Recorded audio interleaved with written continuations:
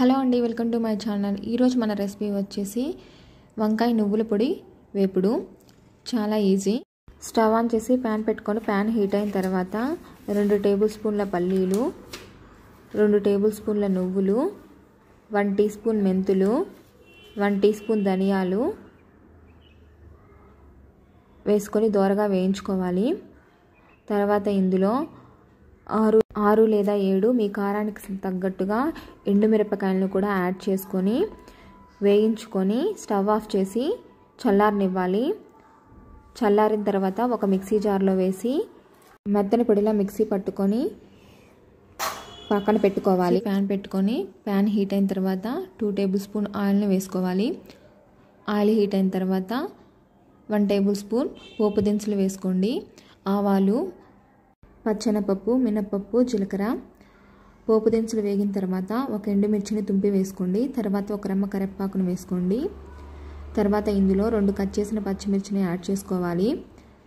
తర్వాత ఒక medium size ఉల్లిపాయను ముక్కలుగా కట్ చేసి వేసి ఉల్లిపాయలు దోరగా వేయించుకోవాలి. ఉల్లిపాయలు వేగిన తర్వాత ఉప్పు నీళ్ళల్లో కట్ చేసిన వంకాయ ముక్కల్ని వేసుకోవాలి. ఉప్పు నీళ్ళల్లో వేయడం వల్ల వంకాయ ముక్కలు నల్లగా రాకుండా ఉంటాయి. ఈ కూర చాలా టేస్టీగా ఉంటుంది. అన్నంలోకైనా చపాతీలోకైనా చాలా బాగుంటుంది. తర్వాత ఒకసారి అంతా కలుపుకొని 1 టీ స్పూన్ పసుపు, రుచికి సరిపడా ఉప్పు వేసుకొని 2-3 సార్లు మొత్తం కలిసేలా కలుపుకొని మూత పెట్టి మగ్గించుకోవాలి.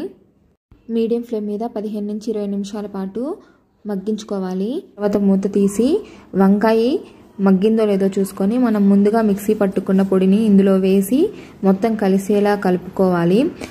ఇందులో నువ్వులు వేయడం వల్ల ఈ కర్రీ టేస్ట్ చాలా బాగుంటుంది. ఒక 2-3 నిమిషాలు మీడియం ఫ్లేమ్ మీద ఉంచి స్టవ్ ఆఫ్ చేసుకోవాలి.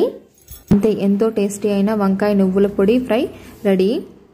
చూసారు కదా ఫ్రెండ్స్, ఈ వీడియో కనుక మీకు నచ్చినట్లయితే లైక్ చేయండి, షేర్ చేయండి, అలాగే నా ఛానల్ని సబ్స్క్రైబ్ చేసుకోండి. Thank you for watching.